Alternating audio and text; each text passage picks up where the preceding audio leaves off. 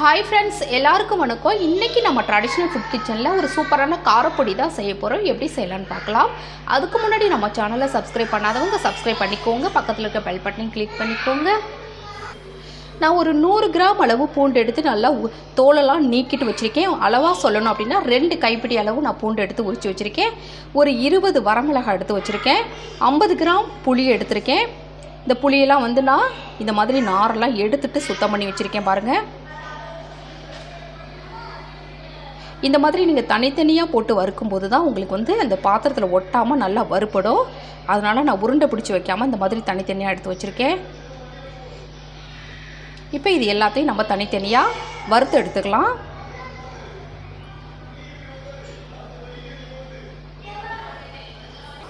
இப்போ நான் வறுத்து எடுக்கிறதுக்கு ஒரு கடாயை வச்சுருக்கேன். இப்போ ஃபஸ்ட்டு நம்ம பூண்டை வறுத்துக்கலாம். நம்ம ஆயிலெலாம் எதுவும் விட வேண்டியதில்லை. நம்ம அப்படியே தான் வறுத்து எடுத்துக்க போகிறோம். கொஞ்சம் ப்ரௌன் கலர் மாறுற அளவுக்கு நம்ம வறுத்து எடுத்துக்கலாம்.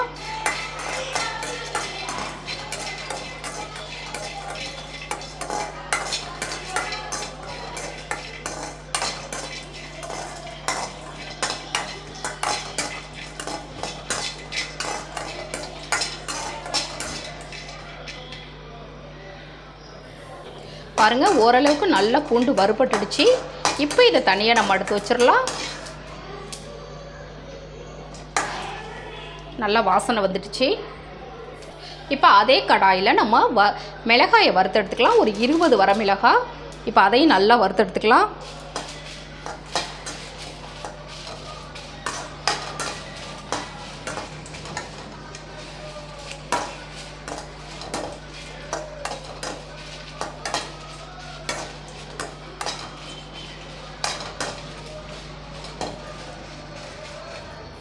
இப்போ மிளகாயும் ஓரளவுக்கு நல்லா வறுபட்டுடுச்சு.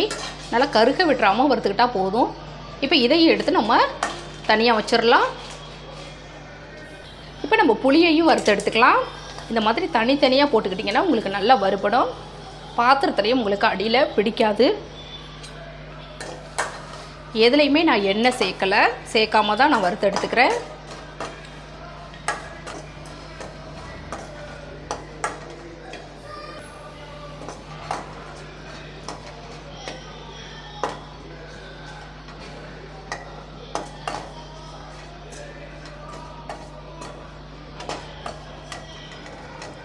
இப்போ புளியும் நல்லா நம்ம வறுத்தாச்சு.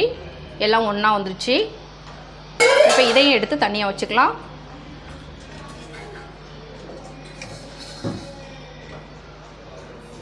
இப்போ நான் ஒரு மிக்ஸி ஜார் எடுத்துருக்கேன். அதில் தண்ணியெல்லாம் எதுவுமே இருக்கக்கூடாது. நல்லா தொடச்சிட்டு வச்சுருக்கேன். இப்போ காம்பெல்லாம் நீக்கிட்டு நம்ம மிளகாயெல்லாம் சேர்த்துக்கலாம். வறுத்த மிளகாய் எல்லாத்தையும் சேர்த்துக்கலாம்.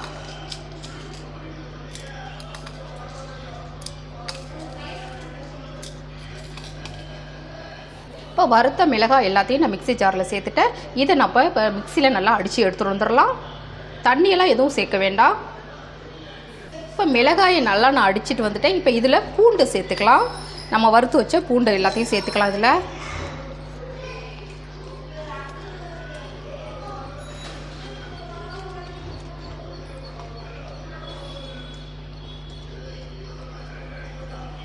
இதையும் நம்ம இப்போ அடித்து எடுத்துகிட்டு வந்துட போகிறோம் மிளகாயோட சேர்த்து. பாருங்கள், பூண்டையும் சேர்த்து பூண்டு மிளகாய் ரெண்டையுமே நல்லா அடிச்சுட்டு வந்தாச்சு.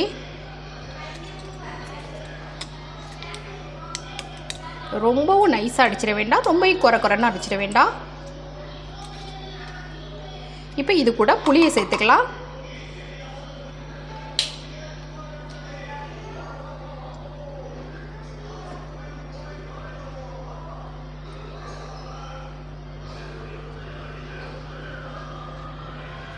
காரப்பொடிக்கு தேவையான கல்லுப்பு,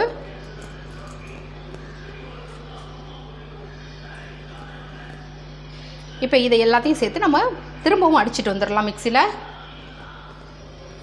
இப்போ நல்லா இதை அடித்து எடுத்துகிட்டு வந்தாச்சு. இப்போ இதை வேறு ஒரு பவுலில் சேர்த்துக்கலாம்.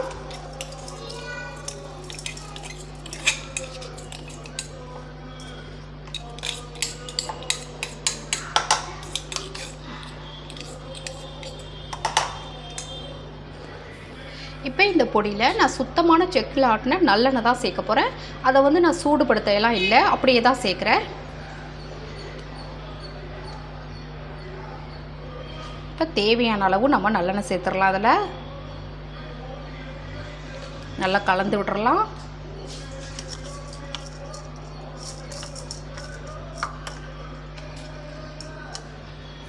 நல்லெண்ணெய் சேர்த்து நல்லா நான் கலந்து விட்டுட்டேன்.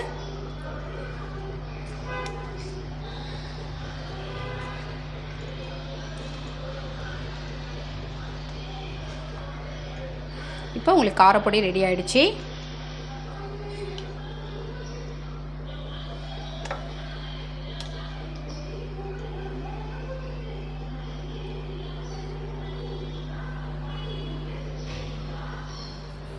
பாருங்கள், சூப்பரான காரப்பொடி ரெடி ஆகிடுச்சு. இது 1 மாதம் வரைக்கும் உங்களுக்கு கெட்டு போகாது. இட்லி தோசைக்கு எது வேணாலும் ரொம்ப ரொம்ப டேஸ்டியாக இருக்கும். இது நீங்கள் டெய்லியும் சட்னி சாம்பார்னு செஞ்சுக்கிட்டு இருக்கிறத விட இந்த மாதிரி செஞ்சு வச்சிட்டிங்கன்னா உங்களுக்கு உடனே எடுத்து போட்டு சாப்பிட்றதுக்கு உங்களுக்கு ஈஸியாக இருக்கும். இந்த மாதிரி ட்ரை பண்ணி பாருங்கள். இந்த வீடியோ உங்களுக்கு பிடிச்சிருந்துச்சுன்னா மறக்காமல் உங்கள் ஃப்ரெண்ட்ஸுக்கெல்லாம் ஷேர் பண்ணுங்கள், லைக் பண்ணுங்கள். தேங்க்யூ.